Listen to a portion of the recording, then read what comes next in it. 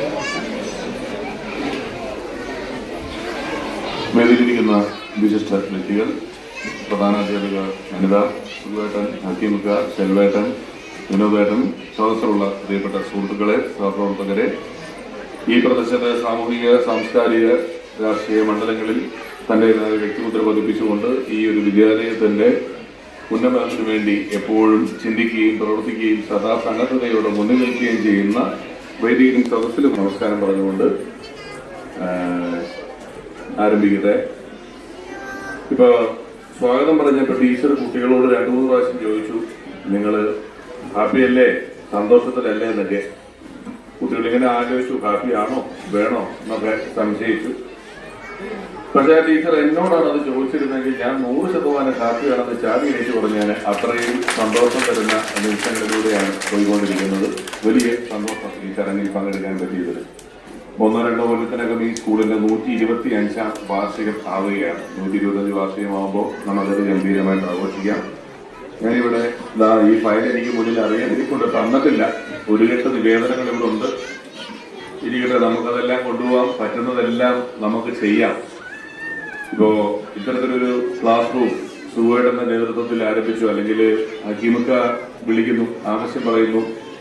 ഇവരെല്ലാം നമ്മുടെ പുറത്തൊരു ആധിപത്യം സ്ഥാപിക്കുന്നുണ്ട്. ആ ആധിപത്യം വോട്ട് ചെയ്തു എന്നുള്ളതോ പൊതുജനമാണെന്നുള്ളതോ അങ്ങനെയൊന്നുള്ളതോ ഒന്നല്ല.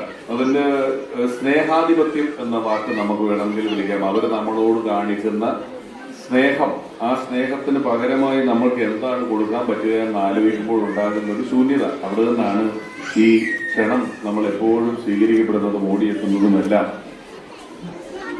ഈ കാര്യങ്ങൾ ഇവിടെ ചെയ്തെടുക്കുന്നതിന് പിന്നിൽ നിങ്ങളിപ്പോൾ പറഞ്ഞതുപോലെ ഇവിടുത്തെ PTA-യുടെയും അധ്യാപകരുടെയും അനധ്യാപകരുടെയും എല്ലാം ഒരു വലിയ ഒത്തുചേരലുണ്ട്. ഇതൊരു ചെറിയ ഉദാഹരണം പറഞ്ഞാൽ, ഞങ്ങൾ ചില ഷൂട്ടിങ്ങിന് പോകുന്ന സമയത്ത് ഏതെങ്കിലും ഒരു സ്ഥലത്ത് ഒരു ഹോട്ടലിൽ ഞങ്ങൾ 15 പേര് 20 പേരൊക്കെ ആർട്ടിസ്റ്റുകളും ടെക്നീഷ്യന്മാരും ക്യാമറമാന്മാരും ഒക്കെ ആയിട്ട് ഏതെങ്കിലും ഒരു ഹോട്ടലിൽ ചിലപ്പോൾ ഒരു 20 പേരൊക്കെ താമസിക്കും. തുടർച്ചയായി 20 ദിവസം 25 ദിവസമൊക്കെ ഒരു മുറിയിൽ താമസിക്കും. ഒരു 10ാം ദിവസമൊക്കെ നമ്മൾ ചിലപ്പോൾ സൗഹൃദത്തിന്റെ പേരിൽ മറ്റു പലരുടെയും മുറികളിൽ പോകുമ്പോൾ ചിലരുടെയൊക്കെ മുറി അഴിച്ചിട്ട് ഷർട്ടും മുണ്ടും പാൻറ്റും ഒക്കെ ആയിട്ട് അങ്ങനെ കുത്തൊഴിഞ്ഞ് കിടപ്പുണ്ടാവും.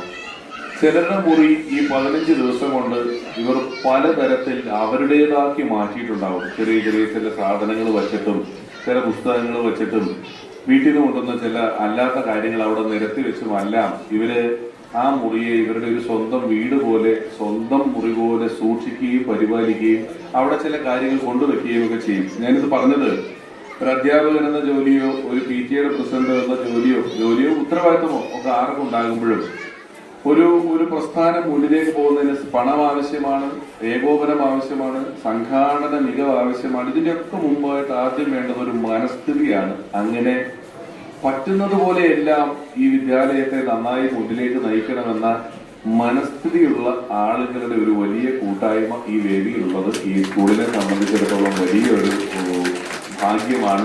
ആ മനസ്ഥിതിയുടെ പേരിലാണ് ഇതെല്ലാം ഇവിടെ സംഭവിച്ചുകൊണ്ടിരിക്കുന്നത്. തുടർന്നും ഇത്തരത്തിലുള്ള നല്ല നല്ല കാര്യങ്ങൾ സംഭവിപ്പിക്കാൻ ഇവർക്കാകട്ടെ, അവരോടൊപ്പം നിൽക്കാൻ എനിക്കാകട്ടെ, ആകുന്നത് പോലെ എല്ലാം നിൽക്കാം എന്ന വാക്ക് പറഞ്ഞുകൊണ്ട് ഔപചാരികമായി ഇന്ന് സമയം നോക്കിയാണ് ചെയ്തത് ഡിജിറ്റൽ പ്രീ പ്രൈമറി ക്ലാസ് റൂമുകളുടെ ഉദ്ഘാടനം ചെയ്തതായി ഞാൻ വാക്കുകളുടെ ഔപചാരികതയുടെ പേരിൽ അറിയിക്കുന്നു.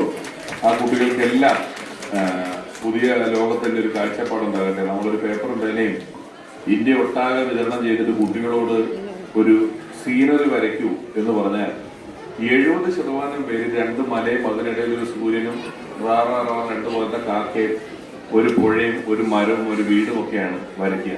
70% പേര്.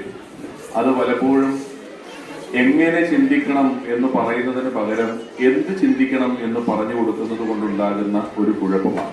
എങ്ങനെ ചിന്തിക്കണം എന്ന് പറഞ്ഞു കൊടുത്താൽ മതി, എന്ത് ചിന്തിക്കണമെന്ന് അവർ ചിന്തിക്കും. ആ ചിന്തയിലൂടെയാണ് ലോകവും കാലവും എല്ലാം മുന്നിലേക്ക് പോകുന്നത്. എങ്ങനെയോ നമ്മൾ നമ്മുടെ വിദ്യാഭ്യാസ രീതിയിൽ എന്ത് ചിന്തിക്കണം എന്ന് ഇവരെ കാലങ്ങളായി പഠിപ്പിച്ചുകൊണ്ടിരിക്കുകയാണ്. അവിടെയാണ് ഇത്തരത്തിലുള്ള സ്മാർട്ട് ക്ലാസ് റൂമുകൾ വഴി അവരുടെ മുന്നിലേക്ക് തുറക്കപ്പെടുന്ന ലോകം, അവരുടെ മുന്നിലേക്ക് തുറക്കപ്പെടുന്ന കാഴ്ചകൾ, അതിൻ്റെ അറിവുകളുടെ എല്ലാം വലിപ്പവും വ്യാപ്തിയും വ്യാസവും വർദ്ധിക്കുന്ന രീതിയിലുള്ള കാര്യങ്ങളാണ്. ഇതെല്ലാം എന്ത് സതുദ്ദേശപരമായ കാര്യങ്ങളോടുകൂടിയാണോ നിങ്ങൾ ചിട്ടപ്പെടുത്തിയിരിക്കുന്നത്, അതെല്ലാം ഗംഭീരമായി തന്നെ മുന്നിലേക്ക് പോകട്ടെ എന്ന് ആത്മാർത്ഥമായി ആശംസിക്കുന്നു. എല്ലാവരും തന്നെ സുഖമായിട്ടും തൊട്ട് ഇവിടുത്തെ ഏറ്റവും ചെറിയ കുട്ടികൾ വരെ കാണിക്കുന്ന അധ്യാപകർക്ക് കാണിക്കുന്ന സ്നേഹത്തോടുള്ള എൻ്റെ നന്ദി പറഞ്ഞുകൊണ്ട്, നന്മകൾ നേർന്നുകൊണ്ട് ഈ നിവേദനമൊക്കെ ഞാൻ മേടിച്ചോളാം, പറ്റുന്ന കാര്യങ്ങളൊക്കെ ചെയ്തോളാം എന്ന് പറഞ്ഞുകൊണ്ട് വാക്കുകൾ അവസാനിപ്പിക്കട്ടെ. നന്ദി.